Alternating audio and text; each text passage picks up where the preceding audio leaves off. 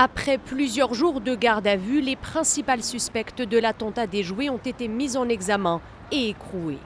Parmi ce commando de femmes djihadistes, il y a d'abord Inès M. Âgée de 19 ans, c'est la fille du propriétaire de la voiture retrouvée près de Notre-Dame de Paris et chargée de bonbonnes de gaz. Elle était fichée S pour radicalisation et semble avoir été en contact direct avec Rachid Kassim, qui serait l'un des inspirateurs des attentats de Magnanville et de Saint-Étienne-du-Rouvray.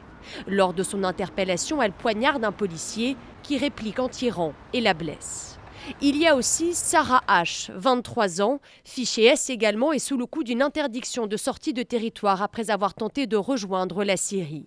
Cette jeune femme était aussi la promise de Larossi Abala, l'assassin du couple de policiers de Magnanville, puis d'Amel Kermiche, le tueur du père Amel dans l'église de Saint-Étienne-du-Rouvray.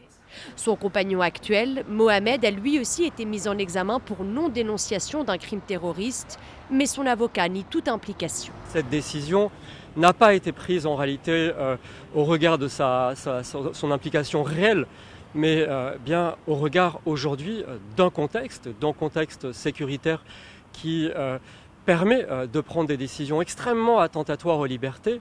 Enfin, la plus âgée, Amel S, 39 ans, était contrairement aux autres inconnue des services de renseignement. C'est elle qui aurait logé ses complices pendant plusieurs jours. Samedi dernier, une première suspecte, Ornella G, âgée de 29 ans et fichée S, avait déjà été mise en examen. Elle aurait expliqué aux enquêteurs avoir échoué avec Inès M à mettre le feu à la voiture avant de prendre la fuite en croyant voir un policier en civil.